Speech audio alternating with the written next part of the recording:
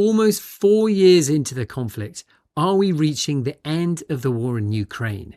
Donald Trump and his envoys are anxious for peace between Moscow and Kyiv. We're getting closer. We're having tremendous support from European leaders. They want to get it ended also. Negotiations are painstaking, and Ukraine's President Vladimir Zelensky has been unwilling to accept throughout the process some of Donald Trump's key proposals. It's difficult. It's a very tough solution.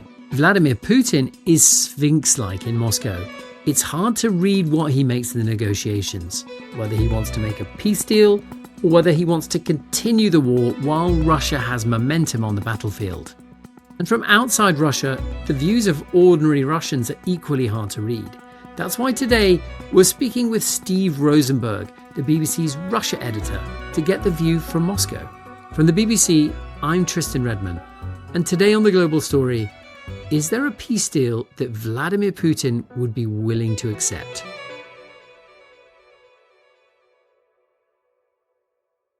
In terms of the peace negotiations, the big news recently has been in late November, a 28-point peace plan was leaked to the press. Volodymyr Zelensky didn't sign off on it. It was seen internationally as being pretty pro-Russian. But how did this peace plan actually come about? Where did the proposal come from? Well, there's a lot of talk and suggestion that actually a lot of the points in the peace plan originated in Russia. We know that Steve Witkoff, Donald Trump's envoy, has had very close relations this year with Kirill Dmitriev, Vladimir Putin's envoy. They've had several meetings. And we know that Mr. Dmitriev was in Florida a few weeks back. And if you read that original 28-point peace plan, then it really reads like a plan weighted heavily in favor of Russia. Some of the things it was talking about, that basically Ukraine would have to hand over the remaining territory in the Donbass region in eastern Ukraine that Russia has been unable to seize militarily in 4 years of war. That's something that has been unacceptable to Kiev, a big red line. And talk about Ukraine not being able to join NATO, and even suggestion that NATO would have to promise not to enlarge, not to expand anymore. So there were lots of points in that plan that reflected Russian narratives and Russian demands that Moscow has voiced for some time now. Now that plan has changed, we believe. There's been a lot of negotiation since, and there continues to be negotiation involving European leaders, involving Ukraine, involving America. When the 28-point peace plan was first published, how was it framed by the Kremlin and how was it received publicly in Russia? The big question is it good enough for Russia? Does Vladimir Putin actually want to sign on the dotted line of any agreement now, or does he want to push on? Does he feel that he has the initiative on the battlefield, and is he ready to stop? I think that's the key question at the moment. Vladimir Putin has been in power for a quarter of a century. He's an experienced politician. I think the last thing that the Russians would want to do is publicly crow too much. Mm-hmm. So that's why we heard them say that, well, not everything we like about the plan. There are some things that need discussion. Some of the Russian newspapers, they were crowing. Yes, there was a sense of celebration in some of the pro-Kremlin newspapers. And subsequently, when the new US national security strategy was published, which again confirms the United States under Donald Trump is taking a more sort of pro-Russian view, because the new national security strategy doesn't describe Russia as an enemy or a threat. It talks about the European Union more as a threat to America or an enemy than Vladimir Putin's Russia. So that went down very well in Moscow. Well, European leaders pretty firmly rejected that initial peace plan proposal. When they did, how was that received in Moscow? The narrative in Russia is that Europe is trying to put spokes in the wheels here.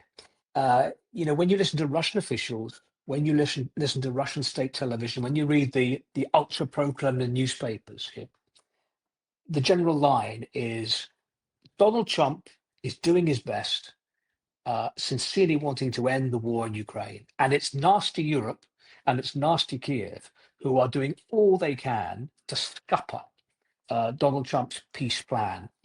The phrase, the verb you hear constantly here is torpedo. Brussels is trying to torpedo Donald Trump's peace plan. Britain is trying to torpedo America's attempts to end the war. So, in the weeks since that 28-point plan sort of fell over as a proposal, what do we know about how discussions have evolved? Where is the plan now? I mean, there's been intensive diplomacy. I think there's a sense in Moscow they don't want to scupper what they feel could be a successful negotiation as far as they're concerned. I think they feel that they may get, at the end of this, what they want. In other words, a deal that favors Moscow and a deal that Vladimir Putin could present as a victory and as a defeat for Ukraine. But as far as we know, the question of territory remains a big sticking point. On Sunday, Vladimir Zelensky suggested that Ukraine might be willing to give up on future NATO membership and that he could even call new presidential elections. How was that received in Russia? In terms of NATO, Russia says this is one of our main demands. This is why we started this operation in the first place. I think that NATO membership for Ukraine had kind of been off the table in many senses. I mean, Donald Trump had made that pretty clear that he didn't want to see Ukraine in NATO. So I don't think that's come as a huge surprise to the Russians. In order for elections to take place in Ukraine, Ukrainian officials have said, well, naturally, there needs to be a ceasefire, right? Because the reason that presidential elections haven't taken place up to this point is that there's martial law. Mm-hmm. Under the Ukrainian constitution, you cannot have elections with martial law. And the reason there's martial law is because Russia invaded Ukraine. And so it's natural then to conclude, well, there needs to be a ceasefire. Fighting has to stop for elections to take place. So on the one hand, Russian officials say Zelensky is illegitimate. His term in office has expired. He doesn't want to have elections. Even Donald Trump has talked about the lack of democracy because President Zelensky hasn't been re-elected. But on the other hand, Russia is not saying, okay, we sign up to a ceasefire, fine, we'll stop fighting and you can have your election. Instead, the conclusion has been, no, that's a trap. So we're just going to carry on fighting. Vladimir Putin is working very hard to reframe himself as a peacemaker. But you have to underline as well that had Russia not invaded Ukraine in the first place, there would be no war in Ukraine. How have Putin's attempts to be seen as a peacemaker been received in Russia? Do people buy that view of him? Well, this brings us back to the idea that we've been talking about for the last 4 years of parallel reality, an alternative reality that the Russian authorities have created. The way it's presented in Russia is this was not an aggression by Russia, that Russia is trying to liberate these areas of Ukraine and to save Russian speakers. And Russia presents itself as the victim of a war which Russia says was started not by Russia, but by NATO and by Europe and by Britain. So it turns everything upside down.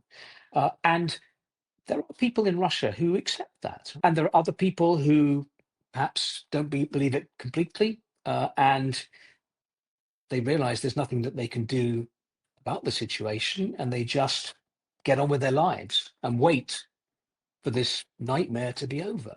And it is becoming more of a nightmare for more Russians. More and more Russians have sons and fathers and brothers and cousins who have been fighting in Ukraine, been killed or injured, seriously injured in Ukraine. And more Russians are feeling the economic effects of 4 years of sanctions. And so it's become harder for Russians to pretend that this is just a TV war. It's something becoming much more real for people. How is your average Russian feeling those effects economically on a day-to-day basis? How have things changed for them? I think the first thing to say is this is not like the 1990s in Russia. That was a really difficult time. You had hyperinflation, you had banking crisis in the 1990s. So it's not at that stage. But still, perhaps Russians can't afford the holidays that they used to.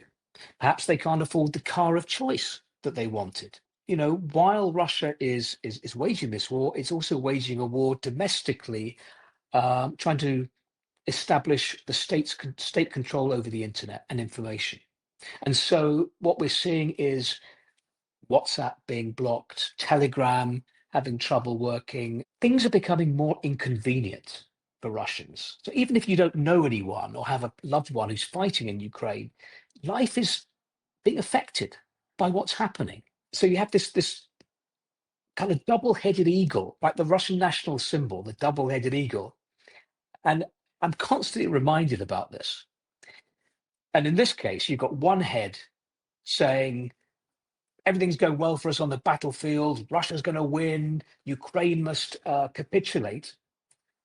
And the other head, which you see in the Russian paper saying, by the way, the economy is really in a bad state. Right? The budget deficit is rising, our revenue from oil and gas is shrinking, recession, stagnation, stagflation, so many branches of industry are in trouble.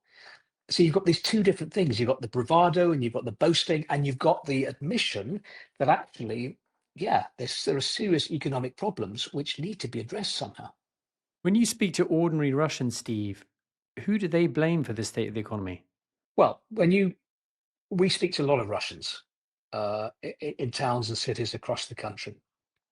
And I don't ask people, do you support the war or do you oppose the war? Because that would potentially put people in a difficult position. Mhm. But I do ask people, what concerns do you have on a daily basis? And everyone says, we're worried about the war. And everybody says, we're worried about the economy. They tend to blame the mayor or they tend to blame the governor of the region. And only when they stop being paid or the pensions stop being paid do they tend to point to the guy at the top. Do you have any sense of how well across Vladimir Putin is to public perceptions of the war? I mean, he famously lives a somewhat isolated existence in different presidential palaces. Is he getting an honest and transparent perspective of how the war is going and how it's being perceived within Russia? It's a really interesting question because clearly 4 years ago, looking at how the war went, clearly the decision to launch this full-scale invasion of Ukraine was based on information that wasn't accurate. The war or the operation did not last a few days or a few weeks, as many in Russia had suspected. It's gone on for 4 years. It's not clear what kind of information he's been given now in the folders, in the documents that are put on his table. I think he claims from time to time that he does get out. I saw some comments he made just a few days ago suggesting that sometimes he does go out driving. I find this hard to imagine, you know, in the current circumstances, that he does know what's going on around him and what's being said on the street. He lives a very different life from the lives of the Russian people. And he's so set on his goals, on achieving victory in Ukraine.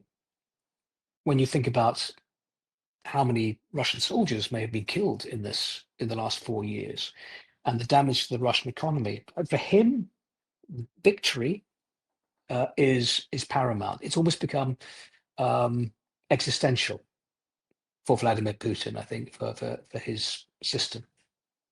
Is there anything at all that he is willing to compromise on in the current peace negotiations? Compromise is not a word that you normally associate with Vladimir Putin. I don't know whether it's still in his dictionary. He's giving the impression that he can get what he wants, at the very least, the whole of the Donbass.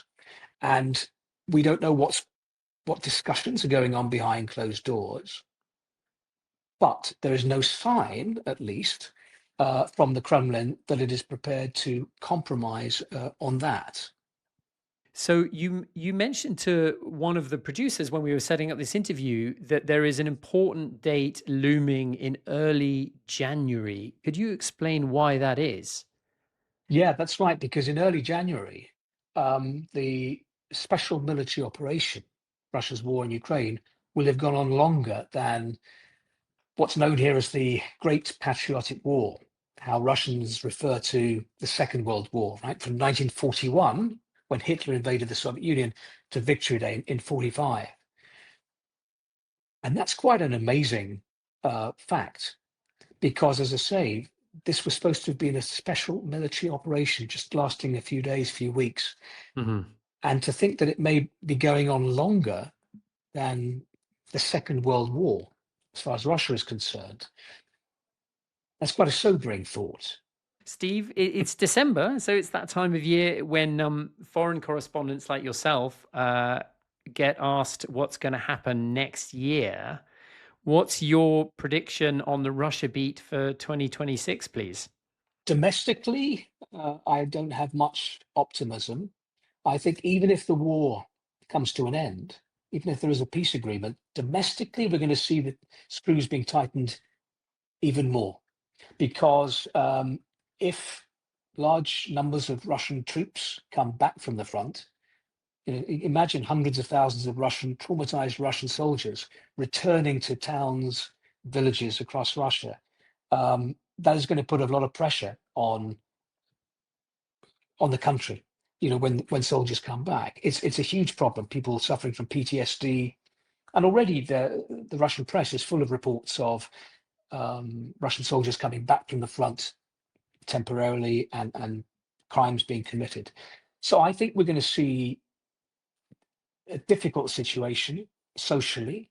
I think we're going to see the authorities, because of that, wanting to increase their control domestically in terms of control of the internet. And also the search for enemies, both external and internal, will continue. That will become even more necessary, I think, for the Russian authorities. We see it now, the hunt for foreign agents, enemies of the people, the demonization of Europe, the EU, of NATO. That's not going to stop. Steve, thank you so much. It's been such a pleasure to talk with you. We're so lucky to have you there for us in Moscow. Thanks very much, Tristan. Take care.